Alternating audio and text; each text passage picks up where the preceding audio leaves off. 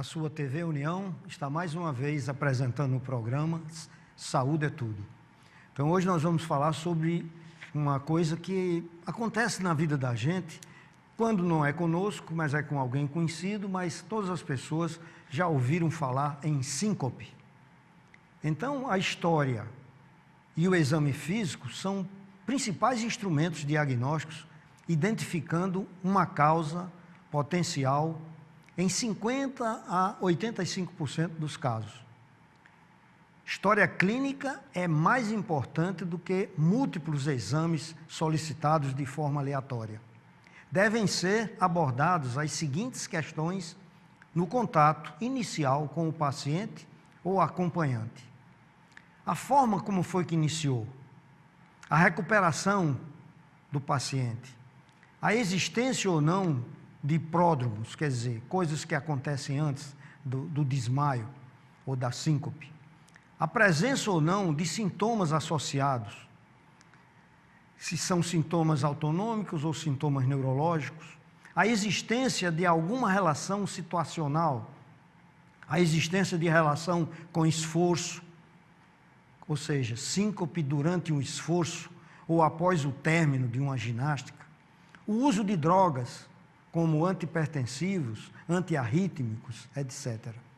O episódios também pode acontecer anteriores, história de hipertensão arterial sistêmica ou doença cardíaca, outras doenças como diabetes, alcoolismo, insuficiência renal, neoplasias.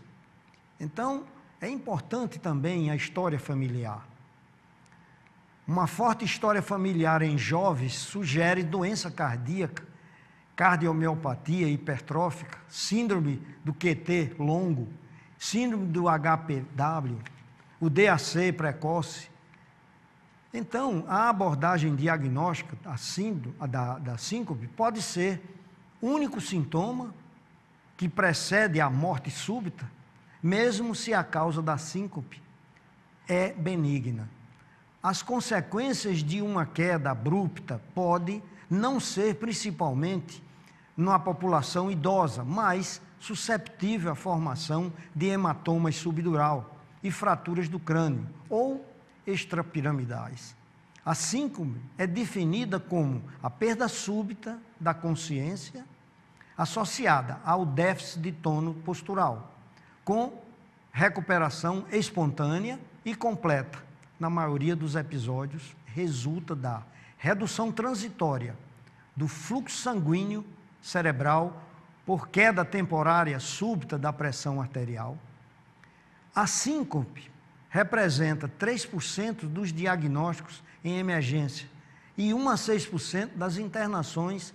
Cerca de 30 a 50% das síncopes permaneciam sem causa identificada. Índices que diminuíram agora, ultimamente, com os novos testes diagnósticos, principalmente o TIL-teste e o estudo eletrofisiológico.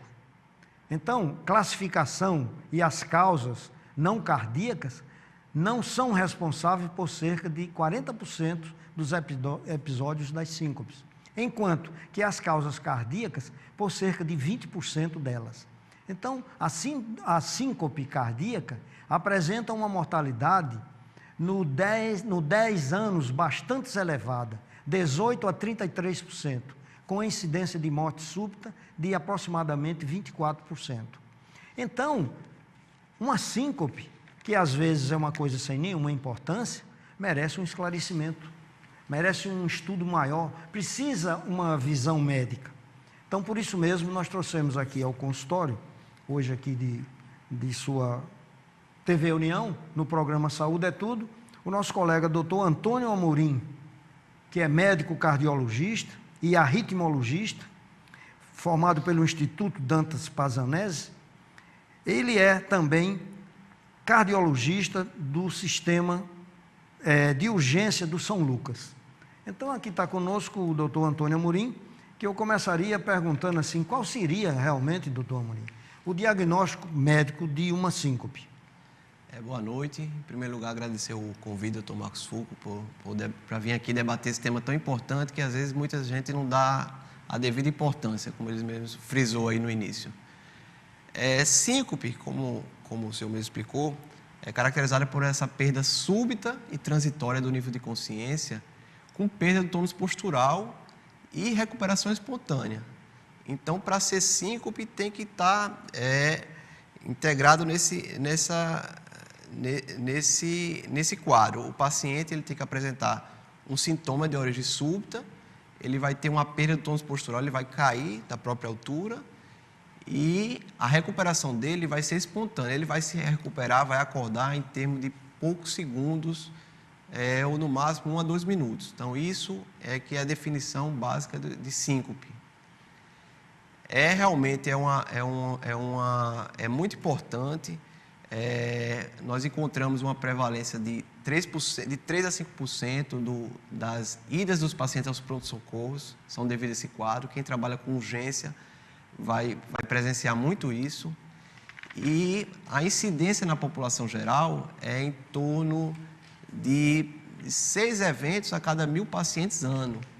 Então, assim, é realmente todo um quadro muito comum no meio em geral. É muito difícil alguém não ter apresentado ou não souber de alguém que teve um quadro de síncope, de uma perda de consciência. Inclusive, isso que o doutor Antônio Amorim está nos falando aqui, existem umas formas diferentes. Por exemplo, existe uma coisa que o médico oftalmologista chama de amaurose fugaz, que é o quê? É você estar num canto assim e sua visão ficar escura, quer dizer, você tem uma sensação de desmaio. E isso é um fator importantíssimo em oftalmologia, porque uma pessoa que perde a visão subitamente e ela volta, isso chama-se amaurose fugaz, significa que ele deixou de receber por alguns segundos sangue lá na retina, por isso que ele deixou de ver. E não deixa de ser uma coisa importante, porque a carótida primitiva esquerda, que sai lá do coração, ela é quem irriga a artéria central da retina. E muitas vezes uma coisa dessa significa que o paciente tem uma obstrução lá embaixo. E aí é que está a história clínica, não é, doutor Antônio? Exatamente. Então, qualquer pessoa que tiver uma síncope, uma coisa, é importante a pessoa que está com ela poder informar e contar a história. Como foi que o paciente sentiu, como ele caiu e como ele recuperou. Isso é essencial. Todo quadro de síncope você tem que abordar, saber. A história clínica é o primeiro ponto que você vai abordar nesses pacientes. É importante saber, primeiro, esse mecanismo foi súbito, o paciente teve algum sintoma premonitório, ele apresentou algum sintoma antes de ocorrer o evento, ele realmente teve uma recuperação espontânea, sem ser feito nenhuma intervenção, nenhuma medicação, nenhum procedimento. Já teve outros episódios antes que estilo esse ou parecido, vinha apresentando outros tipos de sintomas, como taquicardia, que é aceleramento, ou então tonturas, ou já tinha algum problema cardiológico diagnosticado. Então, realmente, a história clínica, a gente sabe que na medicina é muito importante, praticamente todo, mas na síncope ela é essencial, essa abordagem clínica. Inclusive, existem vários nomes, não é, doutor Antônio? Sim. Eu queria que você desse aqui o que é realmente sinônimo e o que não tenha nada a ver. O desmaio, a síncope, são coisas semelhantes? Tem alguma diferença médica que a gente possa dizer aqui? Não, podemos até... desmaio é o termo popular usado, sim, para esclarecer o termo é um sinônimo popular, vamos dizer que em relação à síncope mesmo. Agora, existe muita confusão, às vezes, quase que são ditos como síncope sem ser, que essas são as pseudosíncopes, no geral, tá? Por definição, como eu falei, a síncope é uma perda súbita e transitória do nível de consciência. E o paciente tem que ter uma recuperação espontânea. Existem casos que não são assim. Vou citar vários exemplos. Um deles, é muito comum também quem trabalha com urgência. Um paciente diabético que usa sua insulina, não se alimentou bem e chegou lá desmaiado. Ele chegou, você tenta chama pelo nome e ele não responde. Mas você vê que está com pulsação, então ele não está com um quadro de parada cardíaca, ele está só com um rebaixamento do sensório. Então, você vai ver durante a sua investigação, por essa história clínica, como eu falei que é essencial, você vai ver um paciente diabético, um paciente que usa insulina. Será que ele não está com uma queda da glicemia, uma queda da glicose? Então, você vai fazer um teste, dosar essa glicose, fazer um HGT, que a gente chama, e deu uma glicemia de 30, certo? Glicemias abaixo de 70, geralmente, são muito sintomáticas e pode fazer o paciente rebaixar mesmo. Tem uma queda do nível de consciência. Só que por que isso aí não é uma síncope? Porque, como eu falei, não é um quadro transitório, não é um quadro que ele vai ter uma recuperação espontânea da consciência. Ele não vai acordar se você não fizer nada. Você vai ter que fazer uma intervenção ali, você vai ter que fazer uma reposição de glicose. Isso é uma pseudosíncope, vamos usar esse termo assim, não é um quadro de síncope. Outros quadros que a gente também vivencia muito que não é síncope. Um paciente sofreu um AVC e está lá comatoso, rebaixado. Ele não teve uma recuperação espontânea, ele está em coma. Quadros metabólicos, intoxicação alcoólica, paciente que exagerou na bebida, pacientes idosos que têm distúrbio do sódio, hiponatremia, crises convulsivas não são caracterizados síncopes também. Então, essas são, às vezes, erroneamente chamadas de síncopes que não são. Certo? Inclusive, o que o doutor Antônio Amorim está falando aqui é muito importante.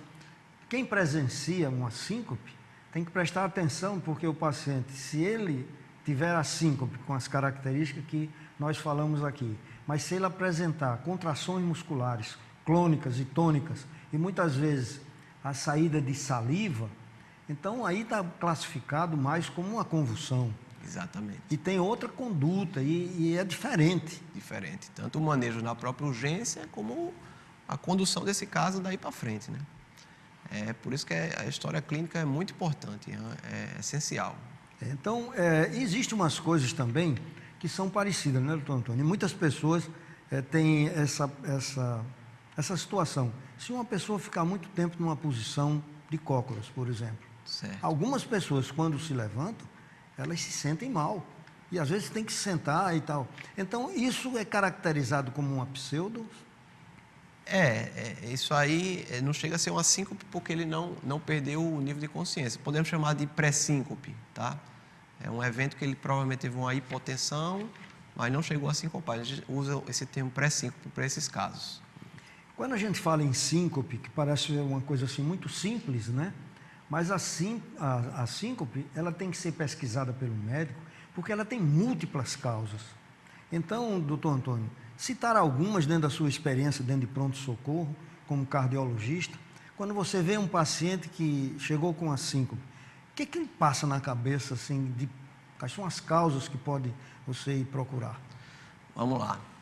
As síncopes, elas são classificadas como as síncopes vasculares, tá? Que essa é a maior parte, e geralmente são as de causas benignas, e temos também as síncopes cardíacas, de causas cardíacas. Essa é a grande preocupação, essa é o quadro que você não quer encontrar, porque geralmente está associado a problemas mais sérios.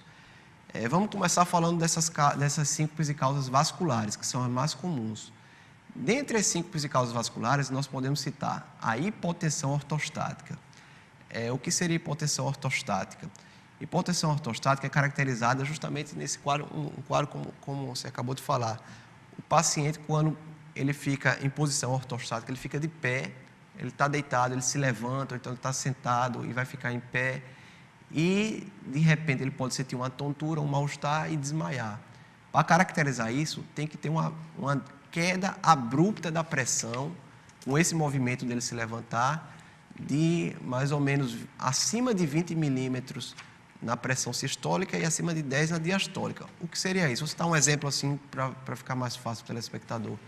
Um paciente que está deitado, está com a sua pressão, vamos dizer, de 9/6, quando ele se levanta, essa pressão foi para 5/3 imediatamente. Então, isso ele vai causar sintomas importantes de tontura, isso pode dar sudorese e pode ter o evento da síncope. Isso é o que a gente chama de hipotensão ortostática. Então, a hipotensão ortostática, ela é relativamente comum a gente encontrar, principalmente no pronto-socorro. E é mais comum nos pacientes idosos, esse tipo de síncope. Um dos plantões que eu fazia lá que eu faço na Casa de Saúde São Lucas, no pronto-socorro, na emergência cardiológica, é domingo pela manhã. Então, é bastante interessante, porque quando chega entre 9 e 10 da manhã, que é o horário que está terminando a missa, por exemplo, é muito comum, chega um paciente idoso, que lá na missa, às vezes passa muito tempo sentado, quando ele vai se levantar, ele desmaia. Então, é muito difícil não chegar um paciente desse nos plantões de domingo. Então, a gente já sabe logo pela história clínica. E os idosos, é mais comum ter esse quadro de síncope por hipotensão ortostática, justamente porque também por ele usar muitas medicações. Geralmente são pacientes que têm várias comorbidades, vários problemas de saúde, são pacientes hipertensos, que usam muito antihipertensivos, são pacientes que às vezes já tiveram problemas cardíacos, usam medicações que são vasodilatadores. Então, a somatória dessas medicações facilita esse indivíduo ter essas hipotensões ortostáticas. Então, esse quadro de hipotensão ortostática é um quadro que a gente encontra mais comum no idoso. Com relação a outra classificação da síncope, dentro das causas vasculares, que é mais comum, nós temos as causas por síncope neuromediada. Essas são as síncopes mais comuns em jovens, é o que a gente chama de síncope vasovagal, certo? Acomete uma população já entre 10 a 30 anos, a faixa etária principal, e é um mecanismo que o paciente apresenta uma perda da consciência, quando ele é exposto a algum fator. Existem alguns mecanismos de reflexo no organismo dessa pessoa que pode ter uma queda dos batimentos e uma vasodilatação dos vasos em gerais. Então, isso faz com que, em determinada situação que esse paciente foi exposto a esse reflexo, ele vai ter uma queda importante da pressão arterial. Então, ele pode ter um quadro de síncope. Esse quadro aí de síncope neuromediada, que eu falei que é o mais comum em jovem, que é a síncope vasovagal, é comum, por exemplo, alguns pacientes apresentam isso quando vê sangue, alguns pacientes apresentam isso em algumas situações, como o idoso que tem problema de próstata, vai urinar, ele vai fazer força, então pode dar uma síncope vasovagal. Pacientes que estão muito tempo desidratados em ambientes quentes. Paciente que sente uma dor muito intensa. Dores intensas, exatamente. Situação de estresse emocional, em velório, às vezes acontece muito, uma pessoa desmaia, perde a consciência. São pacientes que têm vamos dizer assim, essa predisposição a essa síndrome vasovagal, que são síncopes benignas. Realmente o problema nesses dois casos, das síncopes e na hipotensão ortostática e nas síncopes neuromediadas, são os vasovagais, não é a síncope em si, porque a síncope é um mecanismo de defesa. O paciente cai porque, quando ele cair, o nível de pressão dele vai aumentar. Ele cai para ter um maior retorno venoso para o coração. E aí sim ele vai recuperar a consciência. Essas são as síncopes benignas. Muito bem. Nós vamos terminar esse primeiro bloco e no segundo nós vamos dar explicações melhores e detalhadas sobre acontecimentos de síncopes na vida diária do Dr. Antônio, que lida com isso e pode nos trazer assim algumas orientações que são úteis para a nossa vida prática antes da gente chegar ao hospital. Então voltaremos dentro de um minuto.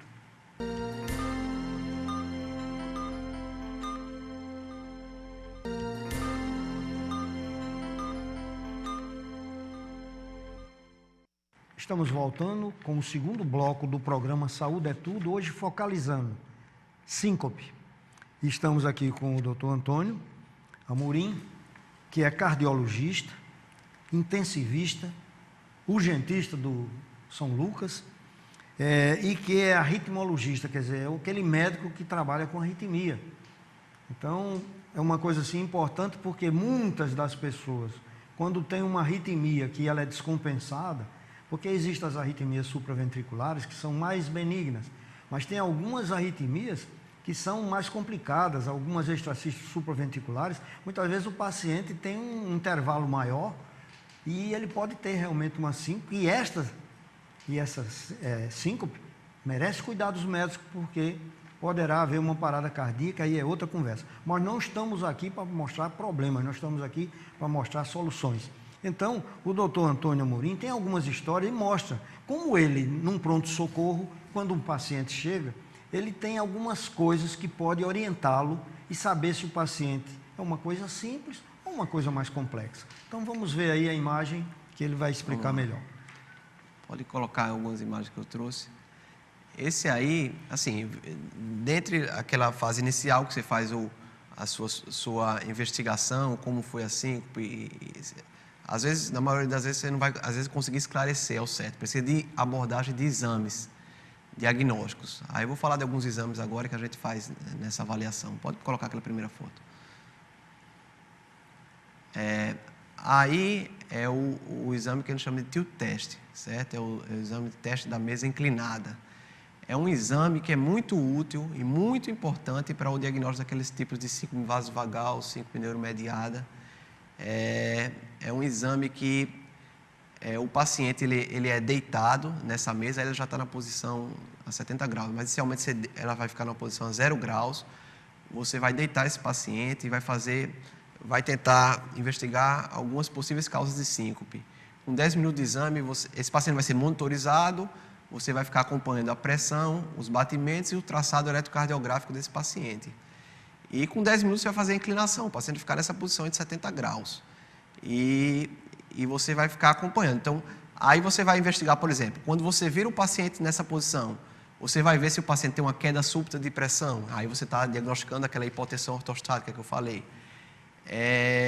Você vai ficar com esse paciente a 40 minutos. Então, você vai deixar o paciente num tempo, numa posição praticamente quase em pé a 70 graus. Então, você está procurando se ele tem alguma resposta a esse estímulo, que vai ter uma queda de pressão.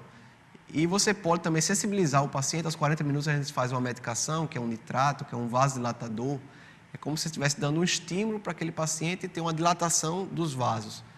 E, normalmente, o seu organismo manda um mecanismo reflexo que ele vai fazer, quando os seus vasos começam a se dilatar, sua pressão começa a cair, o seu organismo pressente isso, então ele manda um mecanismo reflexo para evitar que isso ocorra, evitar que sua pressão caia. Algumas pessoas têm uma desregulação nesse reflexo, vamos dizer assim. Aí ele vai ter uma síncope durante esse período aí do exame. Então é um exame muito útil. A gente tem muitos casos, acho que tem outras imagens que vai mostrar. Pode passar para o próximo.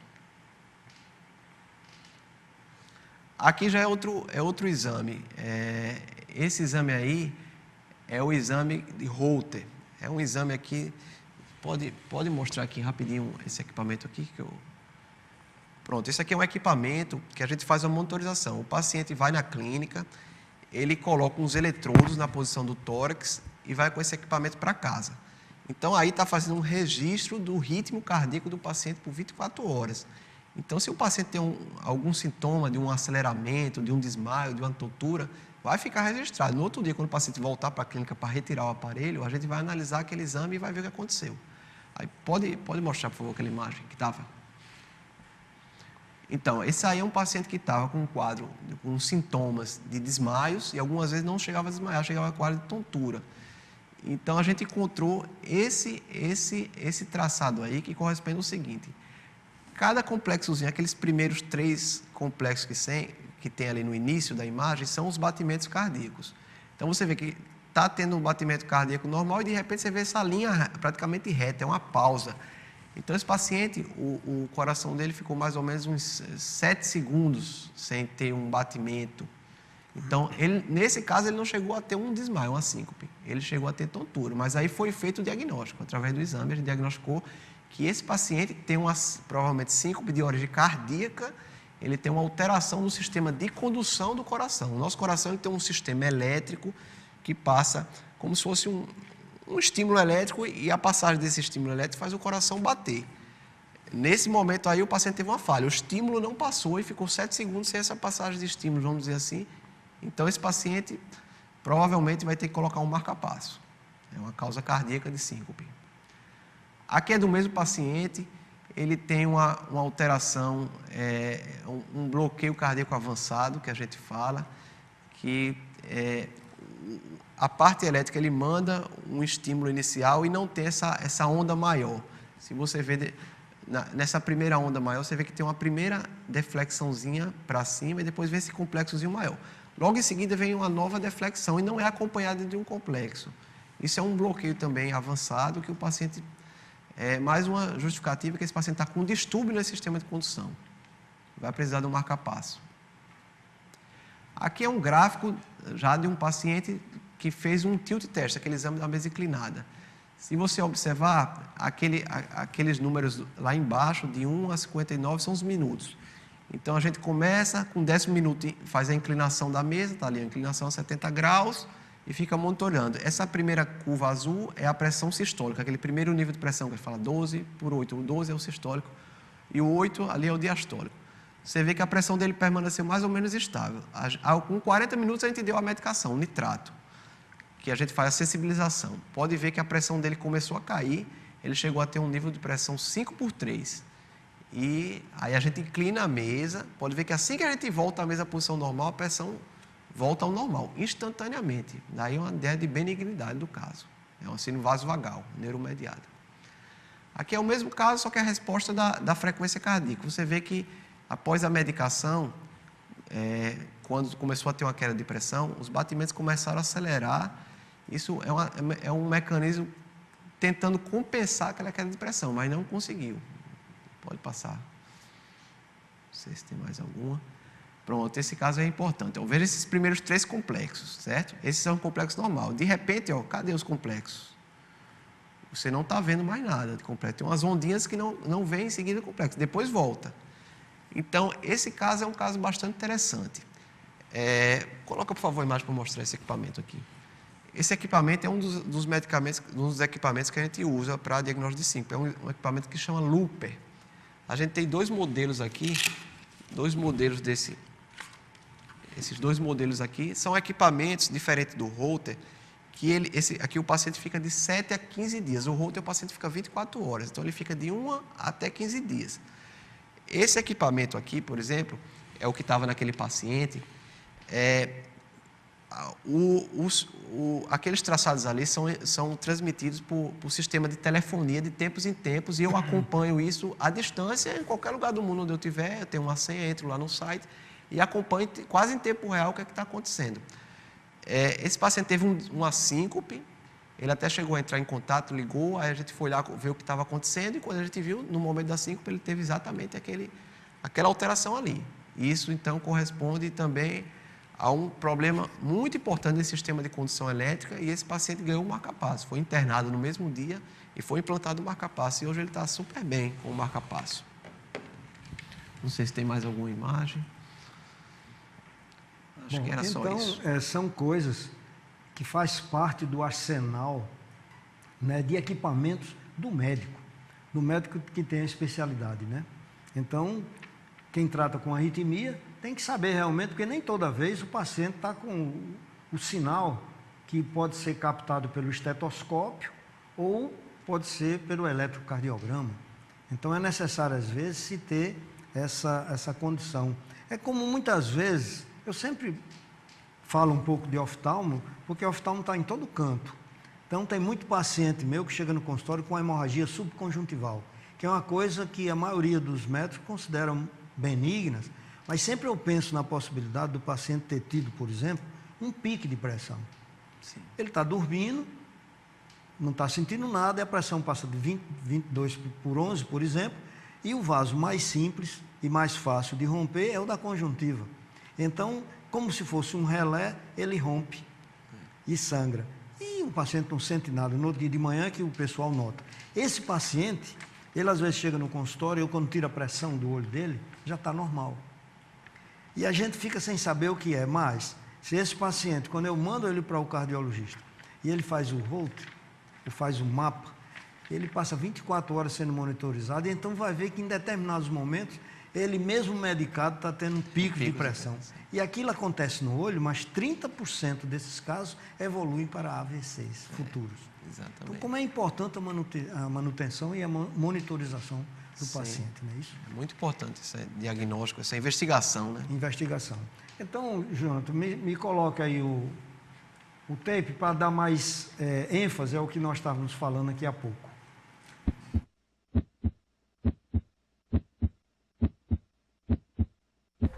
Síncope, também conhecida como desmaio, é responsável por 3% dos atendimentos de emergência no hospital e 6% das internações. Dentre todas as causas de desmaio, 50% são conhecidas como vasovagal, Qual é esse tipo de desmaio e onde ele ocorre? Esse tipo de desmaio ocorre com a pessoa em pé, parada. Os lugares mais comuns de acontecer isso são igrejas, filas, formaturas, após exercício físico, quando a pessoa fica parada, e algumas outras situações, por exemplo, sentada também na frente do computador, almoçando ou tirando sangue. Muita gente acha que é só uma frescura e não é. É uma alteração da pressão ou da batida do coração. A pessoa geralmente tem os sintomas de calor, enjoo, uma tontura, começa a escurecer tudo e se ela não deitar, ela vai acabar desmaiando. Algumas pessoas têm um suor intenso após e é relatado que elas têm uma palidez intensa, elas ficam muito brancas. O exame que a gente faz para verificar isso se chama Tilt Test e a gente está fazendo há 10 anos já aqui em Joinville com mais de 3.000 casos. Fizemos exames para todo o estado de Santa Catarina. Como é que é feito esse exame? Primeiramente, o paciente fica em repouso por uns 10 minutos, sendo monitorado a pressão e o eletrocardiograma para ver as batidas do coração. Depois a gente inclina a maca a 70 graus e o paciente fica até 40 minutos se não acontecer nada. Tem pacientes que vêm aqui e ficam 3, 4 minutos em pé, já há uma alteração da pressão ou da batida do coração. Quando o paciente desmaia, a gente deita a maca imediatamente, deixando a cabeça mais baixa e o paciente volta aos sentidos normais. O que a gente procura aqui? Alteração da pressão ou da batida do coração. No Tilt Test, então, a gente consegue definir a causa do desmaio. Ou é uma alteração da pressão, que é o que todo mundo acha que é queda de pressão, e às vezes não é. Às vezes é uma alteração da batida do coração. Tem pacientes que o coração fica tão lento que às vezes ele chega a parar por 4, 5 segundos. E é muito importante também em crianças que a gente faz exame a partir de 8 anos de idade, crianças que têm convulsão, às vezes existe o desmaio convulsivo, que é uma queda muito brusca da pressão ou da batida. E tem muitas crianças tomando anticonvulsivante sem necessidade, sendo a causa do desmaio alterações rápidas da pressão ou da batida do coração. Então nós vimos aí uma maneira assim mais fácil de você que está assistindo o programa entender como o médico vê o paciente que tem uma síncope. E além disso, né, doutor Antônio, a gente tem que ver outras causas, né? Quer dizer, tem as causas cardiológicas, que são importantíssimas, e tem as causas também neurológicas. Sim.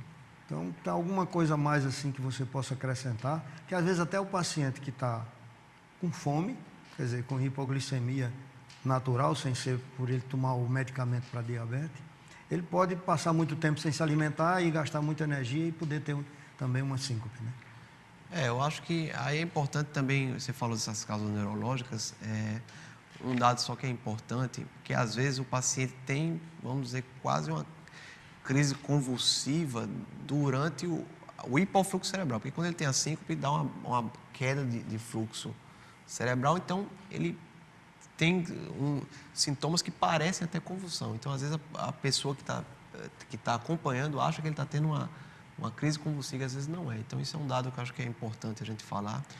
E é muito importante essa investigação, porque, apesar da menor parte ser as causas cardiológicas, mas essas são graves. Então, se você deixar passar despercebido, pode ser, assim, o próximo episódio ser um episódio fatal.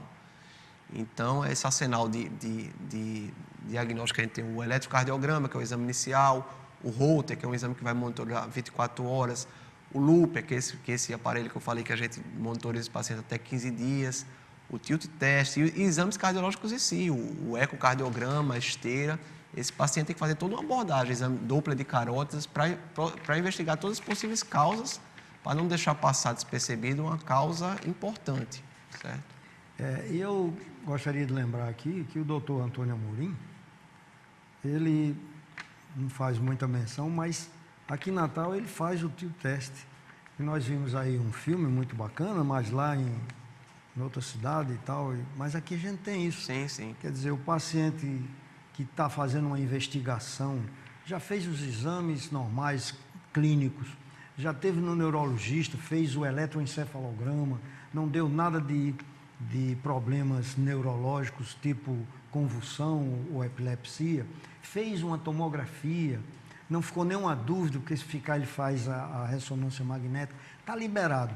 Foi para o cardiologista, então a gente tem o tilt test como prova final para saber se é uma síndrome vago-vagal que é desagradável. Exatamente. O paciente fica depois com medo de estar num canto e acontecer aquilo. Aqui ainda bem assim que a gente tem todo esse, disponível todo esse arsenal de exames diagnósticos. A gente tem o LUP, que é esse exame que monitoriza, que é 14, 15 dias, o Holter, o TILT.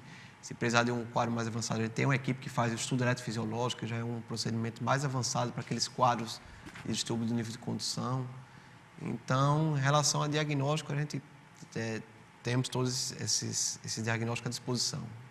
Muito bem. Nós hoje estamos falando sobre síncope, com o cardiologista aqui conosco, dando essas informações. Então, o doutor Antônio Amorim vai, no terceiro e último bloco, que agora nós vamos fazer o intervalo do segundo, nós vamos então mostrar mais alguma coisa de o que fazer. Porque normalmente, as coisas médicas, a gente tem que começar a fazer em casa, na rua, em qualquer lugar. É muito importante que às vezes o paciente depois tem problemas se não tomar uma providência certa nesse momento. Então vamos fazer um pequeno intervalo e voltaremos para o terceiro e último bloco.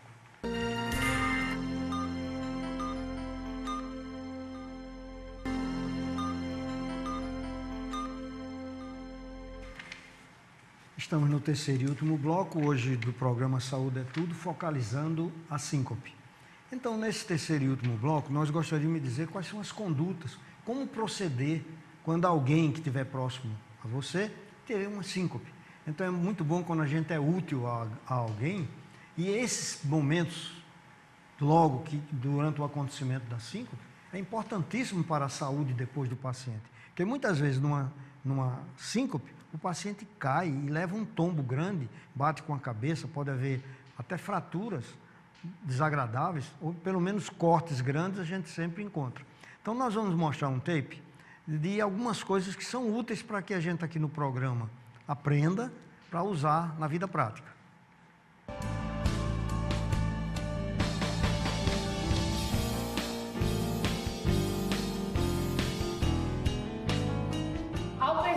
Que a pessoa está tonta ou cambaleante, tente apoiá-la antes que caia. Afrouxe tudo aquilo que esteja dificultando a circulação ou causando um desconforto.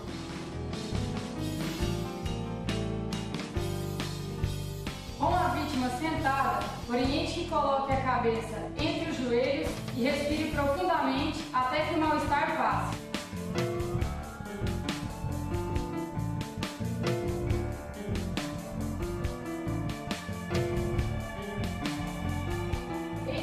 De barriga para cima, eleve as pernas acima da altura do tórax com a cabeça mais baixa em relação ao restante do corpo.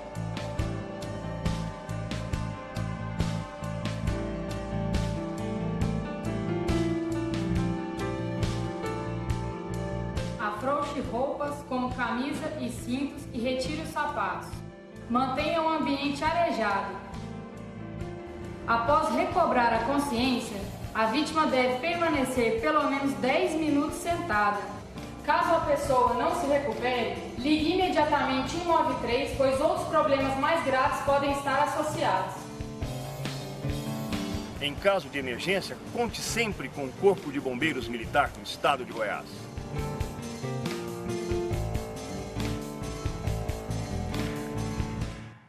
Então, nós temos sempre os serviços dos bombeiros em qualquer cidade, que eles estão aptos a fazer isso, mas nós também podemos. Qualquer pessoa poderá fazer essas coisas simples e que ajuda muito o paciente. Eu me recordo uma vez que eu estava entrando num supermercado e tinha muita gente assim junto, eu não sabia nem o que era. Quando cheguei, tinha uma pessoa que estava realmente passando mal. E todo mundo só de braço cruzado olhando, e o paciente apavorado. Então, cheguei, casualmente, vi aquilo, olhei, pulso normal, respirando bem, apenas o paciente pálido. Então, ele abriu o olho, a pessoa disse, é um médico. Ele já começou a melhorar daí. Quer dizer, o senhor é médico, sou médico, e seu caso não tem nada demais, fique tranquilo, respire.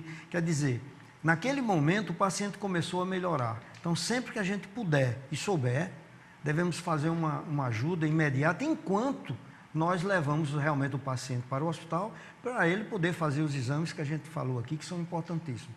Então, Antônio, mais alguma coisa que você possa nos mostrar sobre essa síndrome? Só complementando aí, realmente sim, diante de um paciente que está com esse quadro, que está com esses sintomas, o paciente começa a apresentar tontura, mal-estar, sudorese, o que a gente recomenda, de preferência, se puder deitar é melhor, porque assim, se esse paciente persistir em pé, ele vai cair, vai desmaiar. E assim, o problema do desmaio em si é, às vezes, o trauma crânioencefálico, ele cair, bater a cabeça. Então, eu sempre oriento os meus pacientes que têm história de síncope, tem quadro de síncope, eu oriento o seguinte, você está aqui, começou a apresentar sintomas, no primeiro segundo, nos 2, 3 primeiros segundos iniciais, tente olhar rapidamente ao seu redor, veja se você, caso for cair, se vai ter algum risco. Se você está na beira de uma calçada para atravessar uma rua, recue um passo atrás. Se você está num ambiente alto, saia de lá. Primeira coisa que eu oriento os pacientes nos segundos iniciais, tente se afastar do perigo. Afastou do perigo, se der para deitar, melhor. Se não der, tente sentar, mas não persiste em pé. Se persistir em pé, você vai cair. E se o paciente deitar, de preferência, como mostrou ali no vídeo, elevar um pouco as pernas. Esse ato do paciente deitar e elevar as pernas faz a pressão dele subir rapidamente, então de 10, 20, 30 segundos a pressão do paciente normaliza. A gente vê muito isso no teste. Quando a gente está com aquela mesa inclinada, o paciente está lá com a pressão 4x2, 5x3, você vira a mesa na posição de 0 graus ou até menos 30 graus, um pouquinho com a cabeça para baixo, a pressão dele em 30 segundos vai para 5x2 para 10x6. E o paciente melhora muitos sintomas. Então, essa abordagem é muito importante os pacientes terem em mente, não só os pacientes, como a população em geral, para ajudar. Exatamente como o Dr. Marcos Succo falou. Enquanto isso, doutor Antônio Amorim, a gente, quando está em pronto-socorro, a gente vê muita coisa. Você teria, assim, alguma história que pudesse ajudar o pessoal a entender mais essa história da síncope?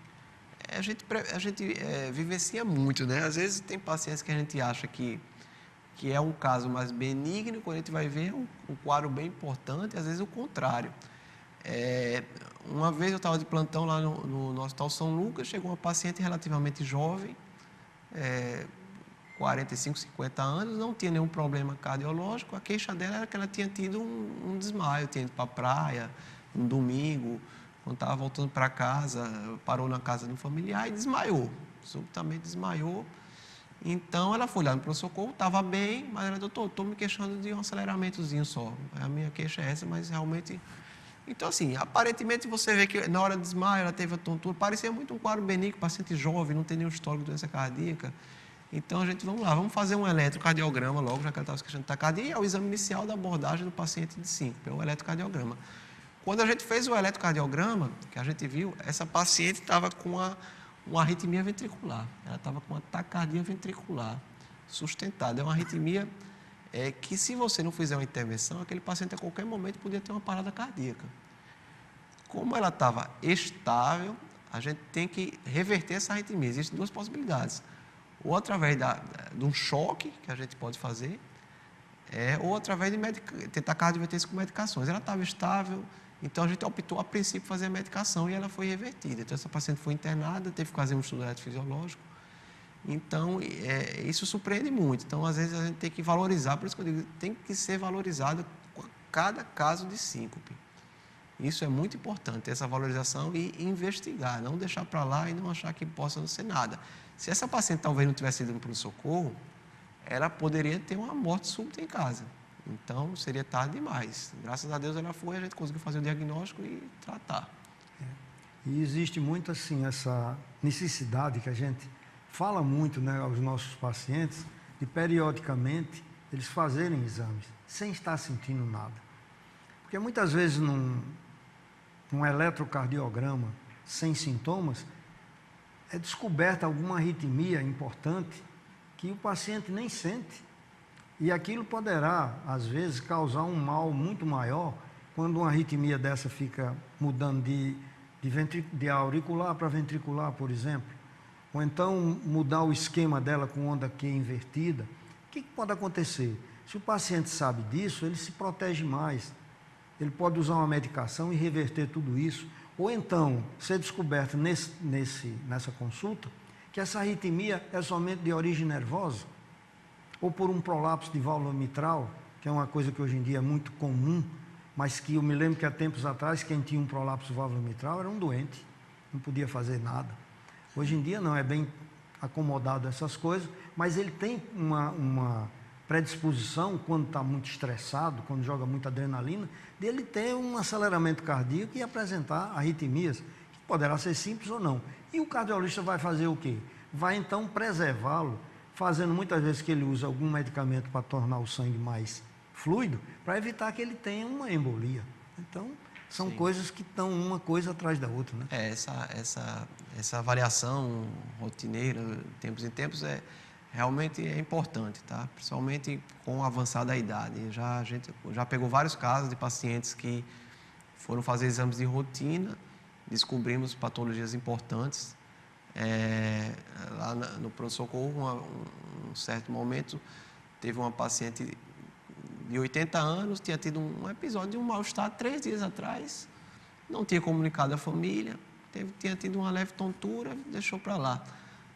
Isso acho que foi na quinta-feira. No domingo, a família foi almoçar, os filhos foram lá almoçar e ela relatou desse quadro, mas ela estava bem, estava sem sintomas nenhum, mas a família disse, não, vou levar a senhora para o pronto-socorro para conversar com o médico, que o seu médico a gente não vai ter acesso agora, vamos levar lá no pronto-socorro para ver o que o cardiologista vai falar. Então foi lá no plantão, no eletrocardiograma, essa paciente estava com uma frequência cardíaca de repouso de 37 batimentos por minuto. Ela estava com um daqueles bloqueios avançados que eu mostrei. Então, realmente, esse mal-estar provavelmente foi devido a esse problema, ela deve ter tido algum hipofluxo cerebral, alguma tontura, algum mal-estar. Então, essa paciente é uma que teve que ser também implantado o marca-passo. Então, é importante valorizar e fazer exames, sim, tempos em tempos. É muito interessante. E também, sempre eu acho que é importante a conversa médica, sabe? O entrosamento nas diversas especialidades. Porque, por exemplo, na cardiologia, o ponto principal é vocês baixarem a pressão do paciente. Sim. Então, a hipertensão é o grande vilão. E em oftalmologia, muitas vezes, o paciente, por trabalhar tanto a pressão dele às vezes é baixa. Se ele tiver pressão ocular alta, ele precisa de uma pressão de sanguínea maior para poder nutrir o nervo óptico. Então, nesses casos, às vezes a gente precisa conversar com um colega cardiologista para aumentar a pressão arterial, para ele não cegar mais rapidamente do glaucoma. E quer dizer, são coisas que é preciso haver um entrosamento entre as especialidades. Isso é bem lembrado. Na medicina, às vezes, a gente tem esse problema.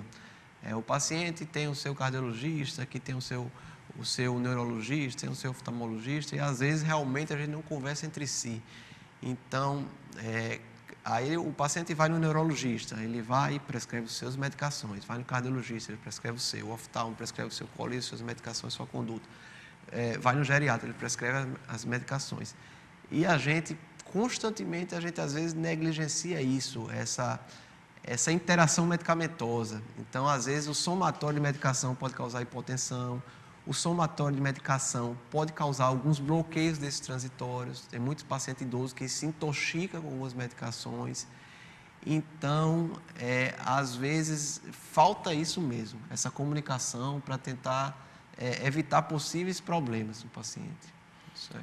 Pois é isso. Então, hoje nós falamos sobre uma coisa simples, que é a síncope, e que a maioria das pessoas não dão nem muito valor e outras se preocupam demais. Então, vocês já viram hoje aqui como fazer e que não pode ser esquecido a visita depois ao clínico, ao neurologista e ao cardiologista. Porque com isso, você vai ficar mais tranquilo, não vai ficar preso a uma situação que às vezes você vai evitar de estar em determinados ambientes, porque você tem medo de que isso lhe aconteça. Então, acho que ficou mais ou menos explicado. Esse restante de programa que estamos terminando, eu vou deixar a palavra com o Dr. Antônio Amorim, que ele sempre tem alguma coisa para dizer mais, já que ele escolheu essa especialidade tão dinâmica, né? Mas tão cheia de contratempos, alegrias sim também, e às vezes alguns sustos, né? Junto aos pacientes. Eu acho assim, a mensagem que a gente tem que deixar aqui com isso é sempre valorize o episódio da síncope, tá? Nunca negligencie, sempre vá atrás, sempre procure um especialista. No dia do evento, se der para ir no pronto-socorro, vá, tá? É melhor você ir lá para ser avaliado naquele momento, que às vezes, não, vou deixar para lá, já estou bem, vou esperar a próxima semana, vou marcar um caso daqui a 15, 20 dias. Então, tem que valorizar e tem que ir atrás, investigar sim. É muito importante essa investigação para descartar pelo menos aquelas causas cardiológicas, que são as causas perigosas que você vai ter que ter uma conduta mais de urgência imediata para preservar até a vida do paciente. E eu acho que foi bastante produtiva aqui a nossa discussão, a gente conversou sobre muitas coisas importantes e eu acho que é basicamente isso. Então, hoje nós tivemos aqui o Dr. Antônio Amorim, que é cardiologista, trabalha na urgência do Hospital São Lucas. Ele opera o TIO-Test, que é esse programa que faz para descobrir causas mais obscuras da síncope, coisa que às vezes a gente pensa nem que não temos aqui na cidade. E então, aqui nós trouxemos ele para nos mostrar essas irregularidades que tem na nossa vida e que pode ser facilmente, às vezes, resolvida através de exames bem feitos e bem orientados.